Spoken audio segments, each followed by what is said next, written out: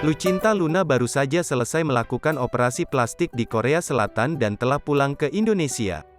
Menurut Lucinta Luna, potret dirinya setelah operasi plastik kini mirip dengan Jisoo Blackpink. Sebelumnya, Lucinta Luna pernah disebut mirip dengan Jennie Blackpink. Meski operasi plastiknya telah selesai, tetapi Lucinta Luna mengaku belum dapat berbicara. Di sisi lain, wajah Lucinta Luna juga masih bengkak. Lucinta Luna akhirnya membuka topeng dan memperlihatkan hasil wajahnya pasca operasi plastik. Belum dapat berbicara, Lucinta Luna didampingi oleh asistennya untuk menyampaikan kondisi terkininya. "Gimana? Aku aja sampai nggak bisa berkata-kata. Cantik banget, gila, rahang kecil, cantik kan?